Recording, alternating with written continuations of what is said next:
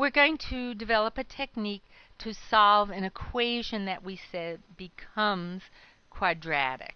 So for example, suppose I said we'll start with a basic quadratic. We'll start with one that's fairly simple.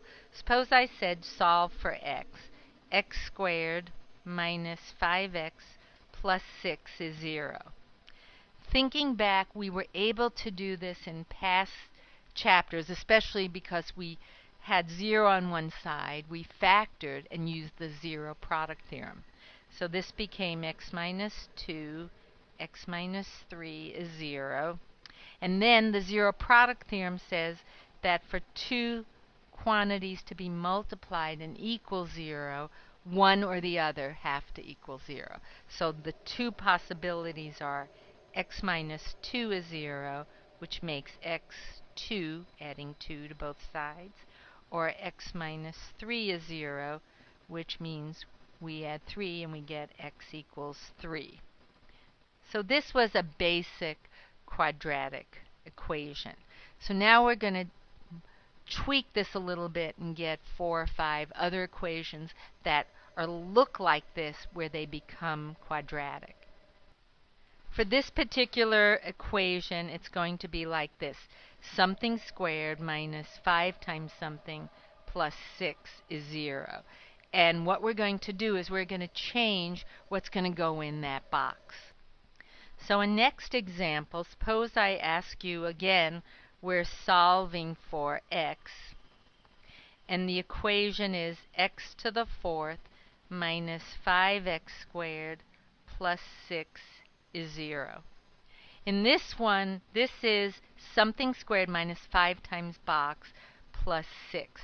So our technique is we're going to call u whatever would have been in the box, or whatever's next to the negative 5. So u in this case is x squared. We're then going to rewrite the equation substituting u being x squared. So x squared, when you square it, gives us u squared, which is x to the 4th, minus 5u, because u is x squared, plus 6 is 0. Now we've worked this, so this is an easy one to factor. We have u minus 2, u minus 3 is 0. And that gives us u minus 2 is 0. We get u is 2 and u equals 3. But we're solving for x, we're not solving for u. So we're going to have to replace u with x squared. So working this, we get, replacing u with x squared, we get x squared is 2, or x squared is 3. But to do this, we have to remember this involves the square root method, where we take the square root of both sides. Square root of x squared undoes itself, and we get x's, and it's very important with the square root method that we put plus or minus radical 2. Similarly, on this side, to undo x squared, we take the square root of both sides. Square root undoes square, and we get x's plus or minus radical 3. So those become the two solutions of that equation. We'll now do another equation that's going to actually fit in this grid. Box squared minus 5 times box plus 6. So for example, suppose I say solve for x, and I have the equation x plus 4 squared minus 5 times x plus 4 plus 6 equals 0. Looking at this, we can see it fits in nicely in this grid. Something squared minus 5 times something plus 6 equals 0. We're now going to choose u. U is going to be what's next to the coefficient negative 5. U will be x plus 4. Substituting u in the equation, we get u squared minus 5u plus 6 equals 0. And we have been working this, so we know u minus 2 times u minus 3 are the factors. And that gives us either u equals 2, or setting u minus 3 equal to 0, u equals 3. So clearly, we are now going to replace u with x plus 4. Working this, we get either x plus 4 is 2, or x plus 4 is 3. Now we can finish by subtracting 4. We get 1x value. 2 and negative 4 is negative 2. Or subtracting 4 here, x is 3 and negative 4 is negative 1. So we have solved for the x for that equation. We'll go to the next page and do a few more, still following this basic grid, box squared minus 5 box plus 6, and then we'll try it with any equation that becomes quadratic. Now, another one that I've just put up is solving for x. We have x to the negative 2 minus 5x to the negative 1 plus 6. Again, this fits into box squared minus 5 box plus 6 is 0. And u is our choice for what would have gone in that box. So u in this case is x to the negative 1. Rewriting the equation, substituting u everywhere we have x to the negative 1, we get u squared minus 5u plus 6 equals 0. And again, we've done this. We know the factors, u minus 2, u minus 3. Those are equal to 0. The zero product theorem, we set each one equal to 0.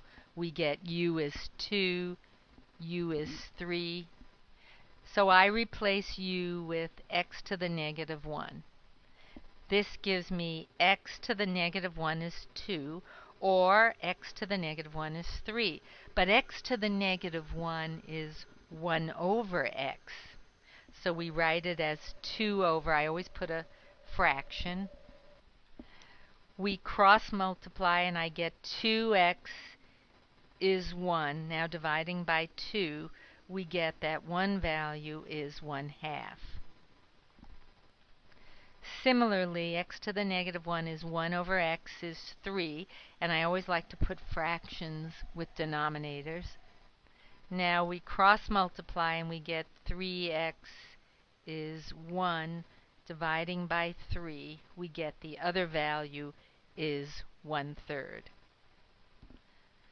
Working another one similar to this, suppose I said solve for x to the 2/3 minus 5x to the 1/3 plus 6 equals 0.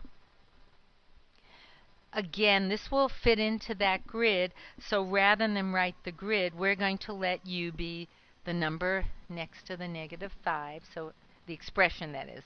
So it's x to the 1/3. So this becomes u squared minus 5u plus 6 is 0. Just as an aside, if u is x to the 1/3, when we square this, which gives us u squared, what we're doing was we're multiplying the 2 times the 1/3. So u squared is just x to the 2/3, which is what I had here.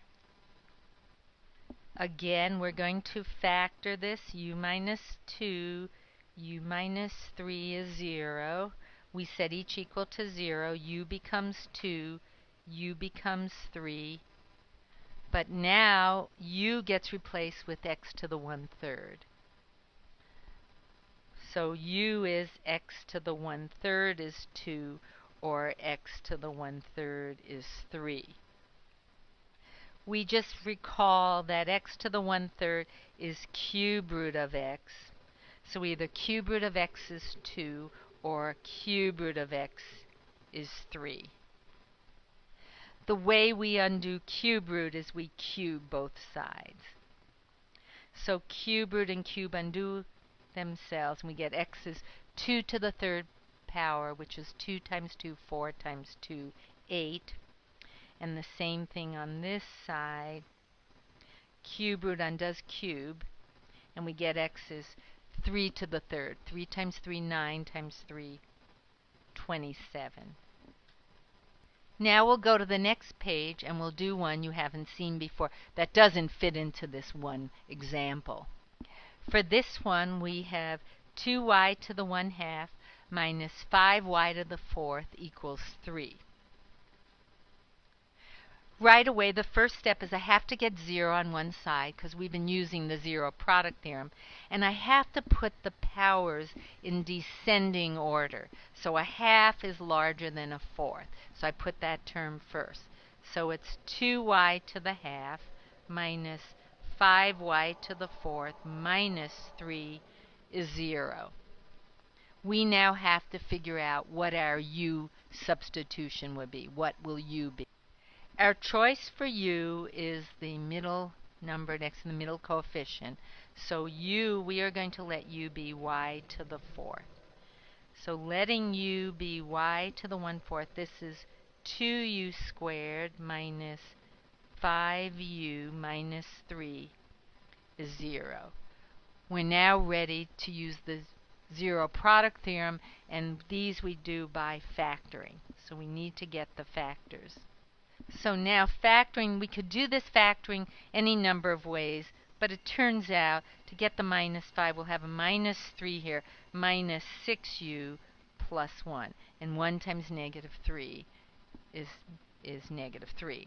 So now we have either 2u plus 1 is 0, or u minus 3 is 0. Now moving the negative 1 over, we get 2u is negative 1. So u is negative 1/2, or u, moving the 3 over, is 3. So now we have to replace u with y to the 1/4. Doing that, we have that y to the 1/4 is negative 1/2, or y to the 1/4 is 3. But we're not finished till we get y equals. Now here, the 4th root of y is negative 1/2, or the 4th root of y equals 3. However, with this, the 4th root can never be, it has to only be positive, so this will not happen. You can't get the 4th root of y to equal, but this one, you would have to undo the 4th root by taking everything to the 4th power. And sure enough, the 4th root of the 4th power, y is 3 to the 4th. 3 times 3, 9 times 3, 27 times 3, 81. So this one only had one solution, because we had to reject the negative 1/2, because you can't get a 4th root equaling a negative.